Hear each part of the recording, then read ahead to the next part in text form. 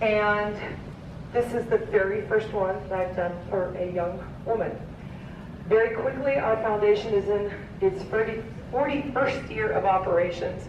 We were founded in 1980. We currently care for 27 injured and non-releasable raptors, including 4 eagles. We do not do rehab ourselves. We get our birds from rehabilitators, however. Think about the women we know in history, the great women that might have become Eagle Scouts had they been given the opportunity.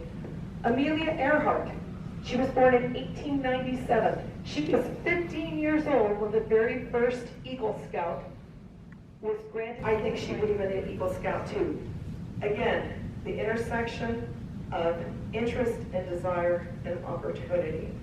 And if we think about the great Eagle Scouts history, some 40-something astronauts, including the first human being to walk on the moon,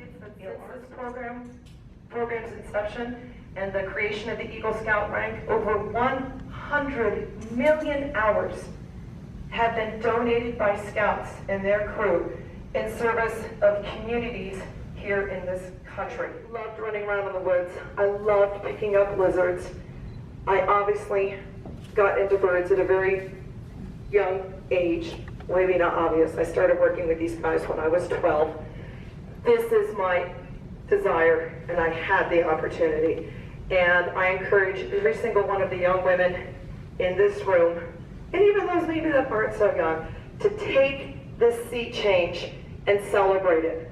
Because as we move forward now, past COVID, going back to school, everything else, I really hope that nobody looks at these wonderful young women in front of me and, are you a Girl Scout? Are you some sort of weird Girl Scout? No, I'm Scouts BSA, I'm a voice, I am a Scout. How about just that?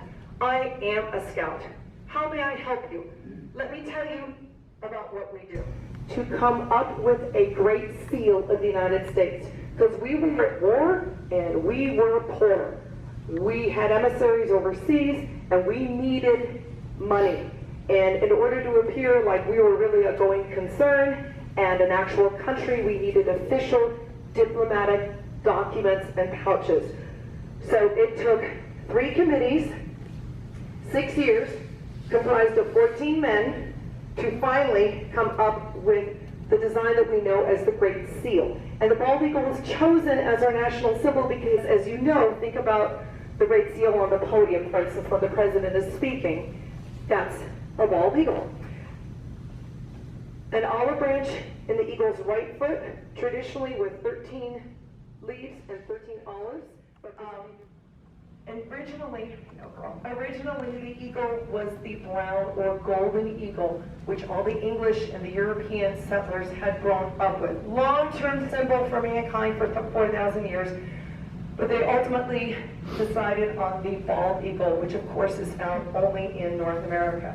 And actually, the very first time the Great Seal was used was in a prisoner exchange in September of 1782, and it was signed by George Washington, and he was trying to get some of our boys back from the British. When our foundation got its start here in the mountain prairie region of the United States, that's the U.S. Fish and Wildlife Service designation, up to 300 bald eagles were still being found shot dead in this country each year.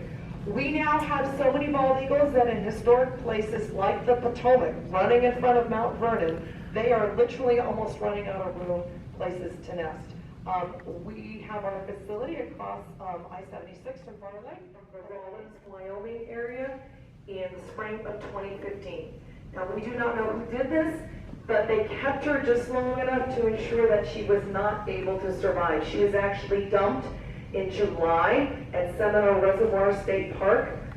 To make a very long story short, she went in and out of rehab type situations and was released 2 more times, each time coming back to people for food or new people for food and starving. When she was finally picked up permanently near Saratoga, she was down to 7.5 pounds. And a healthy weight for her minimum is 10 3/4. So we got her in September of 2016, finally, and we spent a good 3 months convincing her that she would never be hungry again, and no matter what, she would get food, and she did not need to be aggressive or bully us. Kids think if it has a name, it is a pet, like a dog, cat, or goldfish, particularly in her circumstance because she was taken illegally out of the wild and raised in somebody's house as a pet. We do not want little kids to have a connotation raptors. Anything a human can get, a raptor can get. We just had to say goodbye to our peregrine falcon, atherosclerosis. I have seen cancer of every sort, heart disease, strokes. If a human can get it, a bird can get it. Her foot is stuck. Hang on a second. Sorry, guys. I cannot lift 12 pounds just with my thumb. There we go.